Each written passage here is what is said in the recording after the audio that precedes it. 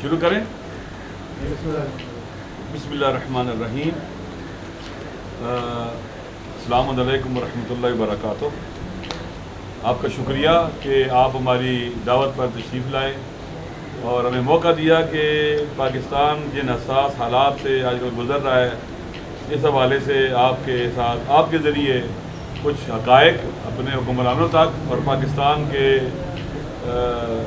اپنی قوم اور ملت تک پہنچائیں، افراد تک پہنچائیں تاکہ حقائق لوگوں تک پہنچ سکیں. ہمارا نیریٹو یہ ہے کہ ہمیں قائد اعظم کا پاکستان چاہیے، ہمیں علامہ اقبال کا پاکستان چاہیے، سبز ہلالی پرچم والا پاکستان چاہیے.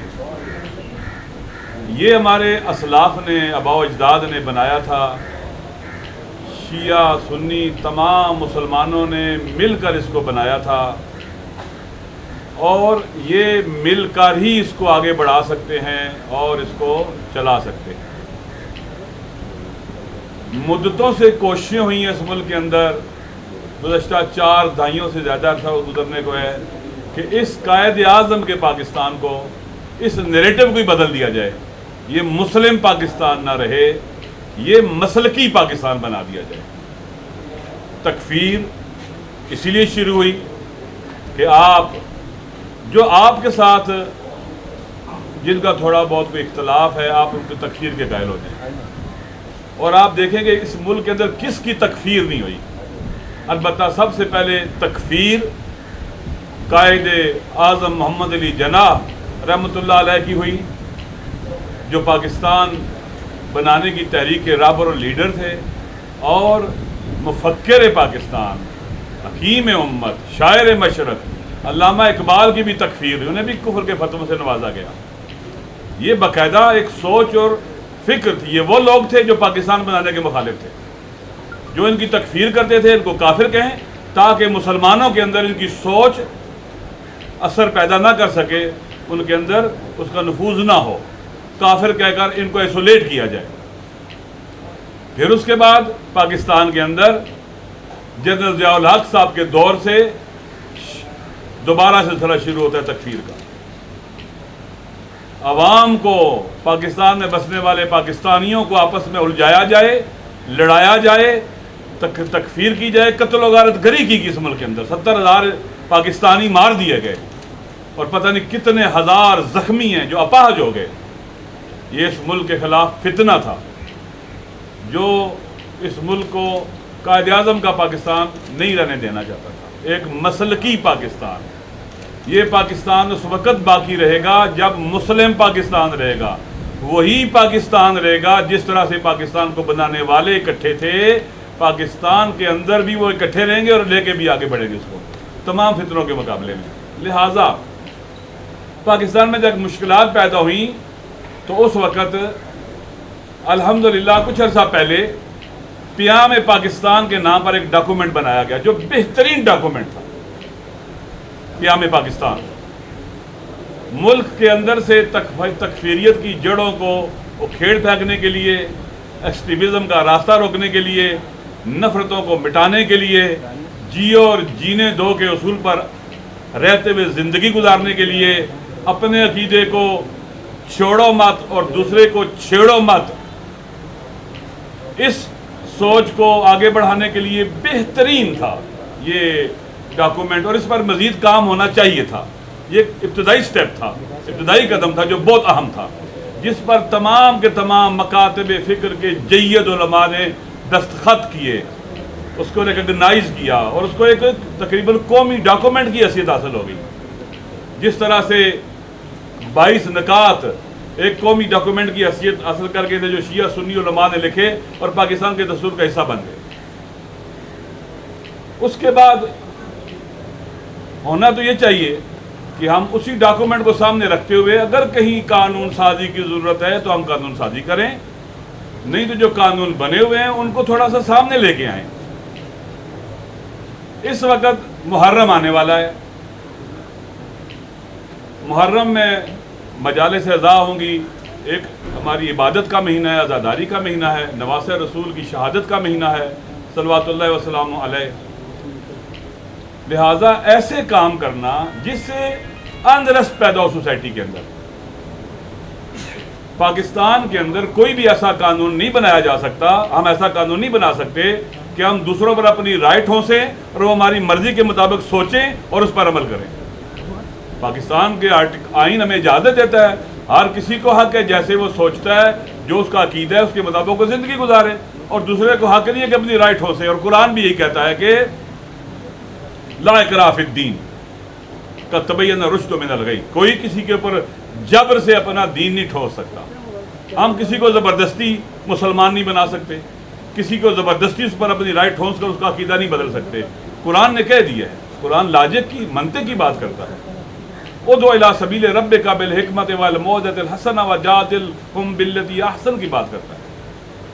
لیکن افسوس کے ساتھ کہنا پڑتا ہے کہ بعض حساس مسائل ایسے ہیں جو اس طرح سے چھیڑے جاتے ہیں کہ معاشرے کے اندر انرس پیدا ہو اور مسائل کھڑے ہو جائیں.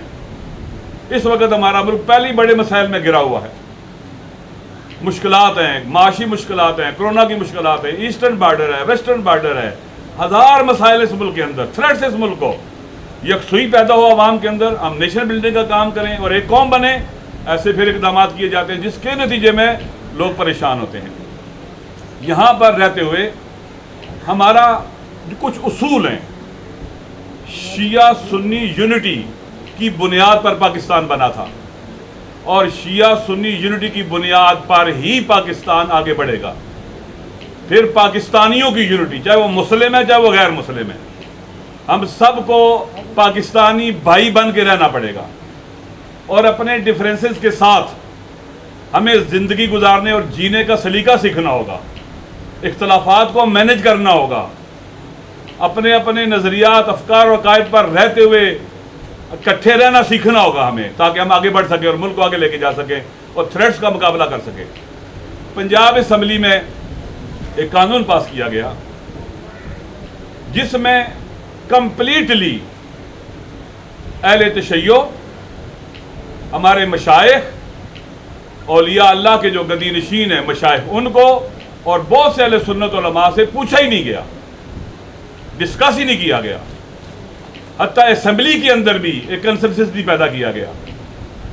آپ جانتے ہیں کہ پنجاب اسمبلی کے اندر آج کل میرے خیال میں بہت کم لوگوں کے اوپر انہوں نے رکھا ہوا ہے کہ کورم پورا ہو جائے گا، 100 کے قریب میرے خیال میں، اور 100 سے بھی کم لوگوں کو بلا کر اچانک جناب والا ایک ایسا قانون پاس کرانا جس کے بعد جس کا نتیجہ یہ ہے جی کہ آپ ہماری مرضی کے مطابق سوچیں گے، بولیں گے، لکھیں گے، اور ہم سے پوچھا بھی نہیں گیا. دیکھیں، ہم دو مسلک ہیں پاکستان میں، مسلمانوں کے 2 مکتب ہیں، اہل سنت ہیں، اہل تشیع ہیں. ہم شیعہ رہتے ہوئے، اہل سنت رہتے ہوئے باہمی طور پر مل کر ہم رہ سکتے ہیں، جی سکتے ہیں. ہمارے باء اجداد ایسے رہے ہیں، جیسے میں نے پہلے کہا، مل کر پاکستان بنا لیا.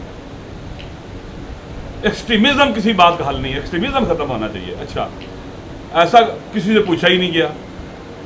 ہمارے بھی مقدسات ہیں، کچھ مشترکات ہیں، اہل سنت مسلمان بھائیوں کے، اہل تشیع کے مشترکات ہیں، وہ ہم سب اس میں ایک ہیں، کچھ میں فرق ہے. مثلا حضرت ابو طالب علیہ الصلوۃ والسلام جو مولا علی علیہ الصلوۃ والسلام کے والد گرامی ہیں، وہ ہمارے نزدیک حضرت محمد مصطفیٰ خاتم النبی صلی اللہ علیہ وسلم کے مربی تھے. ان کے اپنے گھر میں پالا، ان کی خدمت کی، ان کا دفاع کیا، ان کا ساتھ دیا. شاب ابی طالب میں 3 سال تک ان کے ساتھ محاصرے میں رہے، ان کا ساتھ دیا. وہ مومن قریش ہیں، لہذا ہمارے لیے وہ مقدس ہیں. ان کی تکفیر جرم ہے، ہمارے جذبات اور احساسات کو وہ ٹھیس پہنچاتی ہے. وہ بھی علیہ السلام ہے. رسول پاک صلی اللہ علیہ وسلم کے والدین، ان کے والدہ محترمہ سلام اللہ علیہا اور ان کے والد محترم سلام اللہ علیہ، وہ بھی ہمارے نزدیک مومن ہیں. حضرت آمنہ سلام اللہ علیہا، ان کی والدہ گرامی، حضرت عبداللہ سلام اللہ علیہ، ان کے ساتھ بھی علیہ السلام ہونا چاہیے، سلام اللہ علیہ ہونا چاہیے. اس طرح کے بہت سے مسائل ہیں. تو آپ کیوں ایسا مسئلہ؟ پاکستان کا آئین بنا ہوا ہے، قانون بنا ہوا ہے، 295 موجود ہے، 298 ہے، آپ کہتے ہیں جی کہ اہل بیت رسول کو رضی اللہ لکھیں گے، کیوں؟ ہم علیہ الصلوۃ والسلام لکھتے ہیں، آپ رضی اللہ لکھیں، ہم علیہ الصلوۃ والسلام لکھیں گے، کیا جھگڑا ہے اس میں؟ ہم لکھیں گے مولا علی علیہ الصلوۃ والسلام، آپ جو کہتے ہیں لکھیں۔ اس بل کی اصل ضرورت ہی نہیں ہے کہ آپ لوگوں کو ٹیچ کریں، آپ نے یہ لکھنا ہے، یہ بولنا ہے، یہ نہیں۔ ہاں کسی طور بھی اہل سنت ہمارے مسلمان بھائی، اہل تشیع مسلمان بھائی، ایک دوسرے کے مقدسات کی توہین کرنا، اہانت کرنا، یہ جرم ہے، نہیں ہونی چاہیے، اس پر عمل نہیں ہونا چاہیے، درست ہے۔ اور پہلے قانون بنے ہوئے ہیں، 295 بنا ہوا ہے، 298 بنا ہوا ہے، ہر چیز موجود ہے۔ لہٰذا اگر پاکستان میں پنجاب کی حکومت اہل تشیع علماء سے ملتی، ان کے ساتھ بیٹھتی، جی ٹھیک ہے، تو اس طرح سے جو ہے نا مل کر یہ کام کر سکتے تھے اور چیزوں کو بہتر بنا سکتے تھے۔ قانون سازی کی ضرورت نہیں ہے، جو قانون موجود ہیں انہیں درست ان کی اپلیکیشن کی ضرورت ہے۔ پھر جو آپ جانتے ہیں جس ملک میں ہم رہتے ہیں، قانون کا اور پاور اختیارات کا مس یوز ہوتا ہے۔ آپ دیکھیں کتنے لوگ مسلمان ینگ بچے، 14 15 16 سال کے بچے توہین رسالت کے کیس میں جیل میں پھنسے ہوئے، کوئی ان کا وکیل نہیں بننے کو تیار۔ یہ مس یوز ہے پاور کا اور قانون کا اور اختیارات کا۔ لہذا اس ملک کو ایکسٹریمزم کی طرف نہ لے کے جائیں، ایسا ہتھیار نہ بنائیں جو ہر کسی کے ہاتھ میں دیں پھر لڑائی ہو اس ملک کے اندر۔ یہ ہم اس بل کو کمپلیٹلی مسترد کرتے ہیں، یہ درست نہیں ہے۔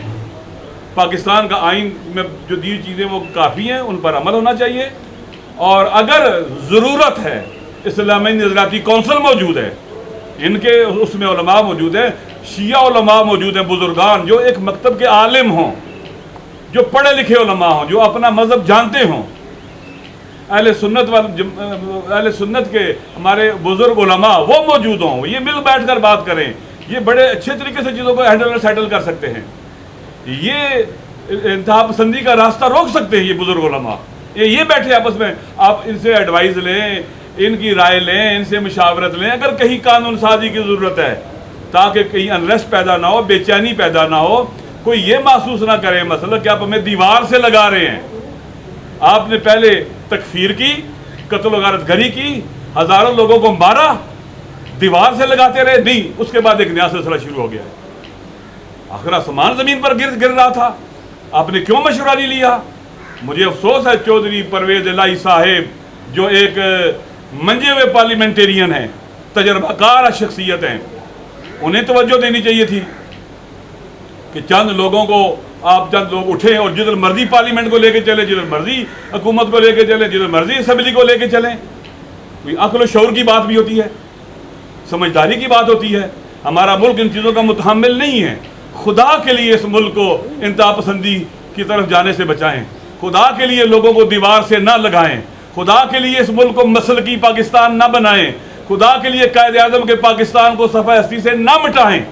ہمیں قائد اعظم کا پاکستان چاہیے، یہ ہمارا نیریٹو ہے، علامہ اقبال کا پاکستان، یہ ہمارا نیریٹو ہے، اور اس راستے پہ چلیں گے تو پاکستان بچ جائے گا اور آگے بڑھے گا۔ نہیں تو دشمن اژدہا کی طرح منہ پھاڑے کھڑا ہے، ہمیں برباد کرنا چاہتا ہے۔ میری تمام اہل سنت علماء سے اپیل ہے، تمام اہل تشیع علماء سے اپیل ہے، آئے ہم مل کر اس وطن کے اندر، جیسے ہم نے قیام پاکستان کے اوپر سب نے سائن کیے، ہم مل کر ان مسائل کا حل کر سکتے ہیں اور نکال سکتے ہیں۔ لہٰذا ہم ایک دوسرے کے مقدسات کا احترام کریں۔ ہمیں دین کسی کے اوپر سب و شتم کی اجازت نہیں دیتا، گالم گلوچ کی اجازت نہیں دیتا۔ یہ دین کا اخلاق نہیں ہے، اسلام کا اخلاق نہیں ہے، قرآن کا اخلاق نہیں ہے۔ بزرگ علماء سب بڑے لوگ بیٹھیں گے، مسائل کا حل بھی نکلے گا۔ جب آپ چھوٹے لوگوں کو بٹھائیں گے، وہ لوگ جو ہر وقت کوشش کرتے ہیں کہ انہیں کہیں نہ کہیں کوئی پوسٹ مل جائے، کوئی سیٹ مل جائے، اور جو ہر طرف ہوتے ہیں، میرے خیال میں یہ آپ کو کہیں اور لے کے جائیں گے۔ پھر ہمارے دستور میں لکھا ہے کہ قرآن و سنت سپریم ہے، سزائیں بھی وہ لکھی جائیں قرآن و سنت۔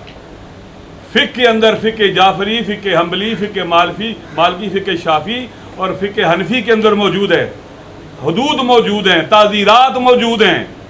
ایسی سزائیں نہ رکھیں جو قرآن و سنت کے خلاف ہوں۔ میرے خیال میں بہت افسوس کے ساتھ کہنا پڑتا ہے کہ جب آپ کی اسمبلی کے اندر لوگ اگر دین کے بارے میں معلومات نہیں رکھتے تو پھر آپ ایسا نہ کریں گے آپ قانون پاس کرنا شروع کر دیں، بعد میں پرابلم کریٹ ہو جائے۔ ہمارے ہاں سزائیں بھی وہ ہونی چاہیے جو قرآن و سنت کے مطابق ہوں، جو ہماری 5 کی 5 فقہوں میں سزائیں لکھی ہوئی ہیں، فقہ جعفری، فقہ حنفی، فقہ مالکی، فقہ شافعی، فقہ حنبلی میں جو سزائیں لکھی ہیں، جہاں حد نہیں ہوتی وہاں تعزیر ہوتی ہے، اور تعزیر حد سے کبھی نہیں بڑھ سکتی، ایسی سزائیں رکھنی چاہیے۔ لہذا جذباتی لوگوں کے اوپر دیکھ کر ان کے ساتھ بیٹھ کر مشورہ کر کے ان سے متاثر ہو کر ہم اس ایسی قانون سازی کی طرف نہ جائیں جو کل قرآن کے اور سنت کے دونوں کے خلاف ہو۔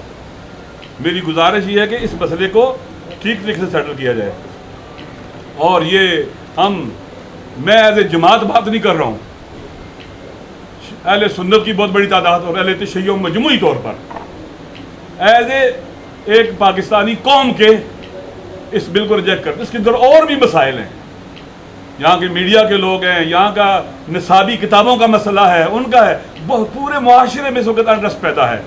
ایک طرف کرونا وبا کی مصیبت ہے، ایک طرف معاشی مشکلات ہیں، لوگ بے چین ہیں، اور اب اس کے اوپر ایک اور جو ہے نا آپ کہتے ہیں کہ سونے پہ سہاگا کیا آپ نے۔ میں حیران ہوں، لگتا ہے فارغ لوگ ہیں، جن چیزوں کے لیے قانون سازی کی ضرورت ہے وہ قانون سازی ہوتی ہی نہیں ہے، اور جن کے لیے کیا کہتے ہیں کہ جو ایسی قانون سازی جو انریسٹ پیدا کرے، مشکلات کھڑی کرے، آپ فوراً کر لیتے ہیں۔ دیکھیں 100 بندوں کا کورم ہے آپ کا، 70-75 بندہ موجود ہے، لوگوں کو پتہ ہی نہیں ہے، اچانک بل پیش کر دیا اور آپ یس نو کرا لیتے ہیں، اور یہ کہہ کر کے جی یہ بنیاد اسلام اسلام کے اصول دین ہے، وہ اسلام کی بنیاد اسلام کے اصول دین ہے، باقی اصول دین کے علاوہ جو بھی ہو وہ فری چیز ہے، وہ اصلی چیز نہیں ہے۔ لہذا بنیاد اسلام وہ چیزیں ہیں جو وہ اس کے علاوہ ہٹ کر ہے، وہ بنیاد اسلام نہیں۔ یہاں اسلام کے ساتھ ان کا تعلق ہو سکتا ہے، اسلام کی بنیادیں وہ نہیں ہیں۔ لہذا آپ نام اتنا خوبصورت رکھ کر ملک کے اندر ایسا قدم اٹھاتے ہیں جو لوگوں کو پریشان کرتا ہے۔ محرم آ رہا ہے، خدا کے لیے اس ملک کے اندر ناامنی کا راستہ روکیں اور مشکلات کھڑی نہ کریں۔ میں آپ کے توسط سے محرم کے ایام کے حوالے سے تمام بانیان مجالس سے، تمام خطبہ اور ذاکرین سے میں اپیل کرتا ہوں کہ آپ کی گفتگو میں ہمارے انبیاء کا علیہ السلام اور ہمارے ائمہ علیہ بیت علیہ السلام، بالخصوص رسول پاک صلی اللہ علیہ وسلم کا اخلاق سامنے ہونا چاہیے، وہ بیان ہونا چاہیے۔ ہم نے پاکستان میں شیعہ سنی نے مل کر رہنا ہے، مل کر جینا ہے اور آگے بڑھنا ہے۔ ہم ایک دوسرے سے الگ نہیں ہو سکتے، ہم جدا نہیں ہو سکتے، ہم اپنے اندر دیواریں کھڑی نہیں کر سکتے۔ لہذا مجالس کے ایام میں کسی کے خلاف بات نہیں ہونی چاہیے۔ بانیان مجالس بھی اس پر توجہ دیں، ذاکرین اور خطبہ بھی، اور جو بد زبانی کرے، جو تفرقہ پھیلائے، جو نفرت پھیلائے، اسے اپنی صفوں سے الگ کریں، اس کو اپنی صفوں سے الگ کریں۔ اور انشاءاللہ مجھے امید ہے کہ امام حسین علیہ السلام نواسہ رسول کی شہادت کے ایام وہ اخلاق کا عملی نمونہ تھے، وہ اپنے نانا کے اخلاق کی عملی تصویر تھے۔ لہٰذا ہمیں ان سے اخلاق سیکھنا چاہیے، اور گفتگو کے اندر بھی تمام اخلاقی چیزوں کو بیان کرنا چاہیے۔ اگر اختلافات بھی ہیں تو اتنے خوبصورت انداز میں بیان ہو کہ کسی کی توہین نہ ہو، تحقیر نہ ہو، تذلیل نہ ہو، اور چیزیں صحیح طرح سے بیان ہو جائیں۔ علماء میں اختلاف ہے، تمام فقہا میں اختلاف، 4 فقہ اسی لیے کہ 4 فقیہ ہیں، ان میں اختلافات ہیں، 5 فقہ اسی لیے کہ اختلاف ہیں، تھوڑا بہت فرق ہوتا ہے، لیکن وہاں پر خالی اختلاف نہیں ہے، اشتراک بھی ہے۔ تو ہمیں جو نکات مشترک ہیں، جو کامن چیزیں ہیں، ان کو زیادہ بیان کرنا چاہیے، اور جو باقی چیزیں ان کی طرف توجہ کم ہونی چاہیے، تاکہ ہم اکٹھے جی سکیں، دشمن کو ناکام بنا سکیں۔ انڈیا چاہتا ہے یہاں پر اختلافات ہو، تفرقے ہوں، امریکہ چاہتا ہے، عالمی سیونزم چاہتا ہے، ان کو 22 کروڑ مسلم عوام کا پاکستانی ایٹمی ملک برداشت نہیں ہے۔ یہ ساؤتھ ایشیا کا دل ہے، یہ shift of power towards east اور ایشیا کے اندر اس کا بنیادی رول ہے۔ لہٰذا دشمن پاکستان کو ڈیسٹیبلائز کرنا چاہتا ہے۔ پاڑا چنار کے حالات آپ کے سامنے ہیں۔ میری حکمرانوں سے بھی ہمارا مطالبہ ہے کہ توجہ دیں۔ کل وہاں پر ایک ریٹائرڈ آرمی کے JCO جو सदा में वहाँ पर लोग आपस में कोई उनका मसला था और आपस में लड़ाई थी और वो वहाँ पर एक मुजाहरा कर रहे थे, तो ये जो रिटायर्ड JCO साहब ने देखा मुजाहरा हो रहा है तो ये भागकर, ये पाड़ा चिनार के थे, भागकर FC की चेक पोस्ट के अंदर चले गए ताकि कोई उनको नुकसान ना पहुँचाए, क्योंकि वहाँ पर वो लोग आपस में उलझे हुए थे। जब उनको पता चला कि ये एक पाड़ा चिनार का आदमी यहाँ आया हुआ है, उसको गोलियाँ मार के मारा, उसको शहीद किया, उसकी बेहुरमती की। ये दुश्मन है जो देखें किस तरह से आग लगाना चाहते हैं उस खास इलाके में जहाँ पहले उस तरफ दाइश खड़ी है। पाकिस्तान को डिस्टेबलाइज करने की कोशिशें हैं, इंडिया जलील और रुसवा हो रहा है, वो यहाँ पर और हमें उलझाना चाहता है। लिहाजा हमारे इदारों को, हमारी हुकूमत के लोगों को, ज़िम्मेदारों को, उलमा को, शख्सियात को, जिसकी बात का असर है, इन खतरात को समझते हुए चीज़ों को प्रायोरिटीज़ तय करनी चाहिए ताकि हम अपने मसाइल को हल कर सकें और खुदा न खास्ता हम इन चीज़ों को क्या उसे कहते हैं कि उससे बच सकें। आखिरी बात, ये बिल पाकिस्तान के आइन के आर्टिकल्स के भी खिलाफ है। 127 है, 227 और तकरीबन जी बुनियादी इंसानी हकूक़ की जो गारंटी है उसके भी खिलाफ है, मजहबी हकूक़ की, और 220 के भी खिलाफ है। आइन के खिलाफ ये बिल बनाया गया। लगता है कि पार्लियामेंट के अंदर बैठे हुए असम्बली में लोग आइन भी नहीं पढ़ते। जब आपका और अब इसके बाद 2010 में सुप्रीम कोर्ट के फैसले भी मौजूद हैं। लिहाजा इस पर इंशाल्लाह हमारे जो मारीन कानून है वो डिटेल प्रेस कॉन्फ्रेंस करेंगे इसकी आइन के हवाले से क्या इसमें मुश्किलात हैं और किन आइनी शिकों की खिलाफ वर्जी है। शुक्रिया।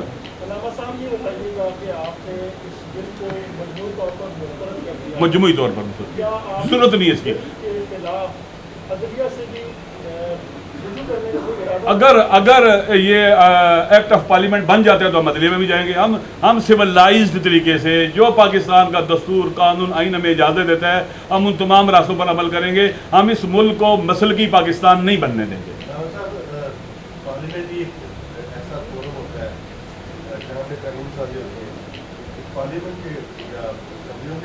हम जी पास हो जाते हैं तो फिर उनको तो अमल करना पहले भी जुडिशरी बहुत से कानून जो सुप्रीम कोर्ट में गए और उनको रोक दिया है। ये तो आइन के खिलाफ हो तो जुडिशरी रोक देती है। जो एक कानूनी प्रैक्टिस है होती है, एक जो डेमोक्रेटिक प्रैक्टिस है, ये होती रहती है, मसला नहीं है। इसको हम कोई तशन्नुज नहीं पैदा करना चाहते, खुदा ना खास्ता कोई झगड़े लड़ाई की बात नहीं है। हम ये जो भी कुछ भी कर रहे हैं कहते हैं कि हमारे मुल्क में अमन व अमान हो, खुदा ना खास्ता ऐसा मसला ना पैदा हो जिससे हालात ख़राब हों। जो लोग पहले ही हज़ारों जनाजे उठा चुके हैं उन्हें और परेशान ना किया जाए।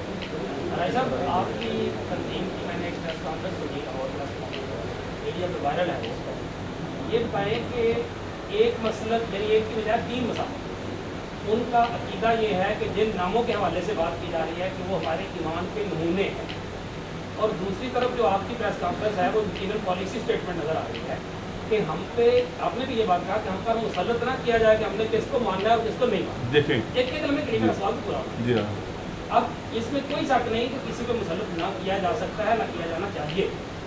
सवाल सादा से क्या है कि वो कहते हैं कि ये हमारे ईमान के नमूने हैं। आप कहते हैं कि हम माने ना माने, लेकिन एक चीज़ पे आप दोनों का मुझे इत्तेफाक नजर आता है, वो नजर आता है तौहीन और तकफीर। ठीक है कि जी तौहीन और तकफीर वो भी कहते हैं नहीं होनी चाहिए, आप भी कहते हैं नहीं होनी चाहिए। एक मिनट, इस कानून में मैंने पढ़ा है इसका, इस कानून का एक जो नुक्ता है वो बिल्कुल जो आप कह रहे हैं वही वाला है, और दूसरा है तौहीन और तकफीर रोकने का। तो तौहीन और तकफीर रोकने वाला जो पार्ट है वो आपको एक्सेप्टेड है? देखिए वो पहले से कानून मौजूद है, आइन वो आइन के अंदर, दस्तूर के अंदर मौजूद है, प्याम में पाकिस्तान में मौजूद है। ज़रूरत नहीं है इन चीज़ों की। मैं ये देखो आसफ ना, हम पाकिस्तान के अंदर अहले हदीस भी हैं, देवबंदी भी हैं, अहले सुन्नत भी हैं, अहले तशय्युअ, डिफरेंसेस हैं ना इनके आपस में, ठीक है। इसीलिए ना इस तरह से है ना, लिहाजा हमें चाहिए कि हम इन डिफरेंसेस के साथ किसी शिया को हक नहीं पहुँचता कि वो तौहीन करे उस हस्ती की जो हमारे अहले सुन्नत भाइयों के मुक़द्दसात में, और वाइस वर्सा। हम उनको खुदा ना खासा ऐसा काम ना करें कि जिससे वो उनको तकलीफ हो और परेशान हो और हम अनरेस्ट पैदा करें और मुल्क के अंदर आग लगाएं। नहीं, ये दुरुस्त नहीं है। हमारे फुक़हा का फतवा है, उम्महातुल मोमिनीन, हमारे अहले सुन्नत भाइयों के जितने मुक़द्दस, उम्महातुल मोमिनीन हमारे भी मुक़द्दसात हैं। हमारे मज़हब के तमाम फुक़हा का फतवा है, उम्महातुल मोमिनीन की तौहीन हराम है, जायज़ नहीं है, और ये गुनाह कबीरा है।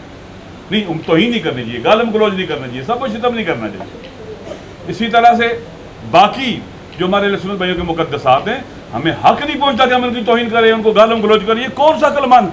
भाई हिंदुओं के भी मुकद्दसात की तौहीन उनके सामने नहीं होनी चाहिए, ईसाइयों के मुकद्दसात की भी तौहीन नहीं होनी चाहिए। क्यों? मुझे किसने हक दिया कि मैं उनको गालिब गलोच करूं, बुरा भला कहूं? इसी तरह उनको भी हक नहीं है। लिहाजा ये आजान वो मौलवी ये काम कर रहे हैं जो मुझे यकीन है कि जिनका इल्मी ग्राउंड भी बहुत ही कम है, बैकग्राउंड, अपना मजहब भी नहीं पता उनको, एजेंडा नहीं पता उनको, एजेंडा बाहर का है। लिहाजा मेरी गुजारिश ये है कि हम जो कानून बने हुए हैं उनको अमली करें, और इंशाअल्लाह इस मुल्क के अंदर देखिए शिया सुन्नी यूनिटी हमारा ईमान है, उसूल है, हमारा बेसिक प्रिंसिपल है। लेकिन खुदा न खासा ऐसे काम ना करें जिससे गली गली कूचे कूचे में मसले पैदा हों और हर कोई जनाबे वाला हाथ में खंजर लिए जो है एक दूसरे को ज़बह कर रहा हो। ये ना करें। हमारा मुल्क को इस वक्त सुकून चाहिए, अमन चाहिए, बहरानों का मुकाबला करने के लिए आपस में यूनिटी चाहिए, यकजहती चाहिए। मिली यकजहती कौंसिल का फोरम है, वहाँ से बात करें, इस्लामी यकजहती कौंसिल का फोरम है, उनसे बात करें। बिलाखिर हमारे पास ये फोरम है, उनसे बात करें। आप लोगों ने MWM ने इसको मुकम्मल तौर पर मुस्तरद कर दिया है। अगर हुकूमत इस हवाले से कोई गौर खोज नहीं करके आपकी तजावीज़ अपनी जगह ठीक है, इस्लामी नज़रियाती कौंसिल या लीडर या वहाँ से बात करें, तो आप लोगों के पास आखिरी ऑप्शन क्या है? हम कोर्ट में जाएंगे, कोर्ट, हम कानूनी रास्ते अपनाएंगे, जो दस्तूरी रास्ते, जो हमें दस्तूर और पाकिस्तान के आइन ने इजाज़त दी है, हक दिया, हम उसको कम्प्लीटली इस पर उसको प्रैक्टिस करेंगे। अल्लामा साहब, चौधरी बरादरान के साथ आपकी माजी में कुर्बतें रही हैं, धरनों में भी आप इकट्ठे थे, तो क्या इस दिन से मुतल्लिक आपका कोई इरादा है कि आपकी जमात जहाँ पे? हाँ, मैंने अपने तहफ़्फ़ुज़ात को कन्वे किए हैं और उन्होंने सुने भी हैं, और मुझे उम्मीद है कि इसका असर भी होगा। ऐसा ये भी तो जो ऑप्शन हो सकता है, एक तो ये कि पैगाम पाकिस्तान का जो बयानिया है, मैंने पढ़ा हुआ पूरा, उसमें आपको याद होगा कि जहाँ पर वो 291C की शेख की बात की है, वहाँ ये भी कहा गया है कि कुछ कवानीन बनाने की ज़रूरत है, कुछ कवानीन बनाने की ज़रूरत है, उसमें लिखा गया। क्या ये जो कानून है ये पैगाम पाकिस्तान के कुछ प्यार ये यहाँ बनाए, यहाँ बनाए। ये थोड़ी मैं पार्लियामेंट कवर करता हूँ, मुझे अंदाजा है कि कानून शादी कैसे कोई भी कानून आता है तो उसको जब तक उसमें अमेंडमेंट करने के लिए उस कानून में अमेंडमेंट डाली जाती है। ये जो कानून जब मंजूर हो रहा था तो कुछ आवाज़ें इसके खिलाफ भी उठी थी पंजाब असेंबली। तो क्या ये नहीं हो सकता कि जो आपका मौक़िफ़ है, जो आपका मौक़िफ़ है, वो तरमीम की सूरत में पंजाब असेंबली में आए और वहाँ से पंजाब असेंबली जो है उसमें मुनासिब समझे उसकी तरमीम? देखिए ना, ये मुल्क, एक मुल्क या 5 मुल्क बना रहे हैं। सिंध एक अलग मुल्क बन रहा है, बलूचिस्तान अलग, पंजाब अलग। ये क्या है यार? किधर लेके जा रहे हैं उस मुल्क को? क्यों तकसीम कर रहे हैं उस मुल्क को? अगर ज़रूरत है, कहीं भी ज़रूरत है, हमारी पार्लियामेंट मौजूद है, इस्लामी यकजहती कौंसिल मौजूद है, उलमा मौजूद हैं, और मिली यकजहती कौंसिल के उलमा मौजूद हैं, शिया उलमा मौजूद हैं, अहले सुन्नत के उलमा मौजूद हैं, जो बुज़ुर्ग उलमा है सारे बैठे हैं। ये हर चीज़ का हल दे देंगे आपको। इन्होंने प्यामे पाकिस्तान आपको दिया है। ये अगर बुजुर्गान बड़े ना बैठते तो ये नहीं होना था। ये सब कुछ कर सकते हैं। इसलिए मेरी गुजारिश ये है कि जब भी कोई मजहबी हवालों से भी कदम उठाएं, कानून साजी करें, तो इस तरह से ना करें, बल्कि सबको बुलाएं, बिठाएं, ज़रूरत महसूस करें, अगर तो उनको कन्विंस करें, उसके बाद उसका इंसेंटिव लें और चीज़ों को आगे लेके बढ़ें। एक स्मूथ मूव हो सकती है। क्यों ऐसे करते हैं? क्या जल्दबाजी है? कोई आसमान ज़मीन पर गिर रहा था? यानी पैगाम पाकिस्तान की रोशनी में पार्लियामेंट ऑफ पाकिस्तान यानी कौमी असेंबली और सेनेट, क्योंकि इधर पूरे मुल्क पे जी हाँ, जी बिल्कुल ऐसे है। तो यहाँ पे अगर किसी चीज़ की ज़रूरत है वो कानून साजी यहाँ करें, यहाँ करें। अच्छा, अच्छी बात है, जितनी ज़रूरत है, लेकिन पाकिस्तान के 5 पाकिस्तान ना बनाएं। शुक्रिया।